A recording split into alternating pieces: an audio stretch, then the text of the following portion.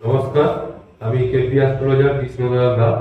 তবে আজকে KP astrology নিয়ে খুব একটা কিছু বলবো না, কিছু টিপসের ভিডিও আমি বানাচ্ছি পরপর। তো এই টিপস নিয়ে বলবো। তো আজকে হেলথ রিলেটেড টিপস নিয়ে বলবো। তো আমরা হেলদি থাকার জন্য কে না চেষ্টা করি, স্বাস্থ্যই সম্পদ। তো আপনারা বিভিন্ন ভিডিও, বিভিন্ন দিক থেকে বিভিন্ন জ্ঞান সঞ্চয় করেছেন হেলথ নিয়ে। তো ওইগুলোর সঙ্গেই আমি কিছু অ্যাস্ট্রোলজিক্যাল কানেকশন বলবো।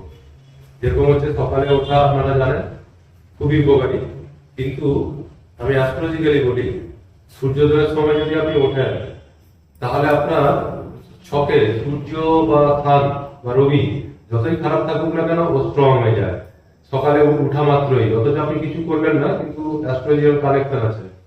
দ্বিতীয় হচ্ছে এক্সারসাইজ।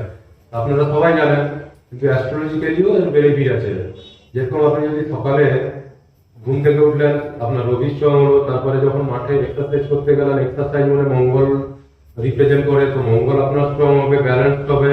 তারপরে আপনি যদি খালি পায়ে ঘাসের উপর দিয়ে হাঁটেন, তাহলে যে নার্ভ এন্ডিং গুলোতে আপনার যে এক্সারসাইজটা হবে, ওইগুলোর জন্য আপনার মার্কারি বা বুধ খুব উপকার হবে, বুধেরও আপনার স্ট্রং হবে।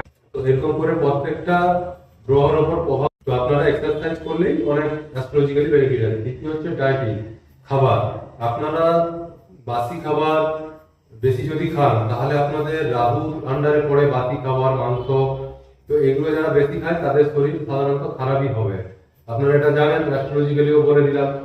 তো তারপরে হচ্ছে খাওয়ার মধ্যে যত যত সমস্ত শাকসবজি, বিভিন্ন কালারের ফল ফুল খাবেন, প্রত্যেকটা কালারও এক একটা গ্রহের সঙ্গে সম্পর্কযুক্ত। তো প্রত্যেকটা গ্রহই আপনার একটা একটা করে ব্যালেন্স হতে থাকবে কিছুটা হলেও। এগুলো দেখেন আলটিমেট রিমেডি নয়, কিন্তু এগুলো যদি আপনারা মানতে থাকেন, এগুলোতে আপনাদের বিশাল কিছু এফোর্ট দিতে হবে না, কিন্তু আপনাদের উপকার হতে থাকবে।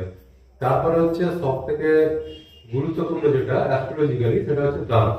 যদি আপনারা অসুস্থ লোককে দান করতে পারেন, তাহলে আপনাদের ওখানে হেলথের দিক থেকে প্রচুর আপনাদের কিওর হবে।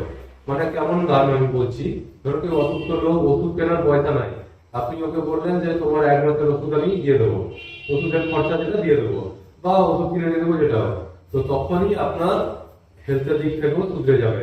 ওখানে বিভিন্ন প্ল্যানেট আপনার এখানে ব্যালেন্স হবে। তারপরে ধরো অচেনা কোনো বৃদ্ধাশ্রমে গেলেন, সেখানে গিয়ে ওষুধের টাকা পয়সা বা ওখানে যে ওষুধের পারপাসে যেটা খরচা করা হয় ওইটার টাকা দিয়ে দিলেন। তারপরে হয়তো কোনো রোগী ইমার্জেন্সি হেল্প পাচ্ছে না, ওকে সাহায্য করে দিলেন।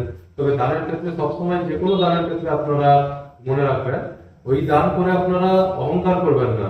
বা অচেনা লোকের কাছে করলে সব থেকে ভালো, কিন্তু চেনা লোকের কাছে করবেন, আপনি ফেসবুকে ফটো দেবেন, ওর কাছে প্রশংসা করাবেন, অহংকার করবেন, তাহলে ওই দানের খুব একটা লাভ নাই। তাহলে এইভাবে দান করলেও আপনার